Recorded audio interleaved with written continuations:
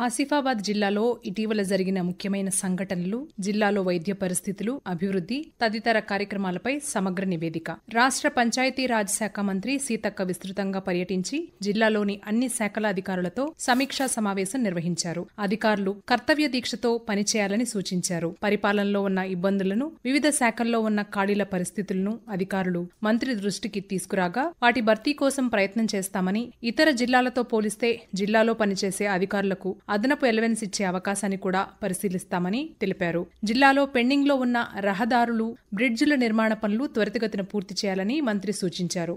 రాష్ట్రంలోని ఇతర జిల్లాలతో పోలిస్తే ఆసిఫాబాద్ జిల్లాలో ఎక్కువ మంది వ్యవసాయంపై ఆధారపడి జీవిస్తున్నారు. వ్యవసాయ అధికారుల లెక్కల ప్రకారం జిల్లాలో 4,52,348 ఎకరాల్లో 13 రకాల పంటలు సాగు చేస్తుండగా అందులో ముఖ్యమైన పత్తి 3,40,000 ఎకరాలు, వరి 59,212 ఎకరాలు, కంది 38,239 ఎకరాలు సాగు చేస్తున్నారు. దీనికి గాను 45,060 మెట్రిక్ టన్నుల యూరియా, 11,265 మెట్రిక్ టన్నుల డీఏపీతో పాటు పొటాషియం సూపర్ ఫాస్ఫేట్ కాంప్లెక్స్ ఎరువులు మొత్తంగా మరో 29,591 మెట్రిక్ టన్నులు అవసరం ఉంటుందని ఆ దిశగా ఏర్పాటు చేస్తున్నట్లు జిల్లా వ్యవసాయ అధికారి శ్రీనివాసరావు తెలిపారు. ఖరీఫ్ సీజన్లో 25 రోజులు గడుస్తున్నప్పటికీ 9 మండలాల్లో సాధారణం కంటే తక్కువ వర్షపాతం నమోదు కావడం ఖరీఫ్ పంటపై ప్రభావం చూపుతోంది. ప్రస్తుతం వర్షాకాలం ప్రారంభమైన నేపథ్యంలో సీజనల్ వ్యాధులు ఎక్కువగా ప్రబలే అవకాశం ఉంది.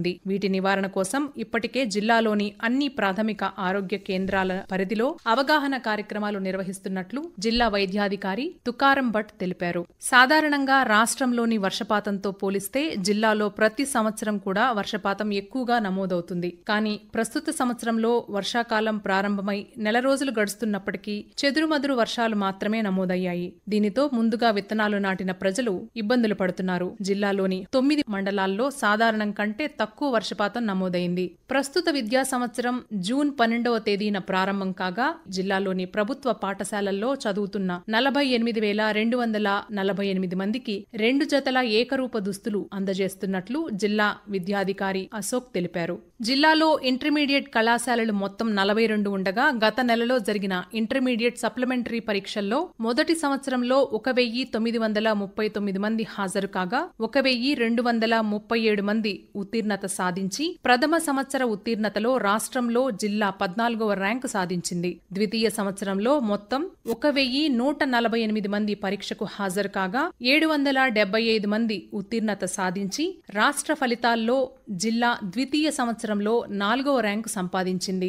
జిల్లాలో ఎక్కువగా ఆదివాసీ గిరిజనులు జీవనం కొనసాగిస్తున్నారు. జిల్లాలో ఉన్న 15 మండలాల్లో దాదాపు 10 మండలాల్లో 80% గిరిజనులు నివసిస్తున్నారు. వీరిలో రక్తహీనత ఎక్కువగా ఉన్న నేపథ్యంలో అంగన్వాడీ కేంద్రాల ద్వారా పోషకాహారం అందిస్తున్నారు. ఎనీమియా ముఫ్త్ భారత్ కార్యక్రమంలో భాగంగా జిల్లాలో రక్తహీనత నివారించడానికి జైనూర్, సిర్పూర్ యు, లింగాపూర్తో పాటు ఆసిఫాబాద్ మండలంలో పర్యటించిన రాష్ట్ర కమిటీ సభ్యులు రవినాయుడు, హెత్వి జిల్లాలోని పరిస్థితుల్లో పై నివేదిక తయారు చేసి కేంద్ర ప్రభుత్వానికి పంపించారు.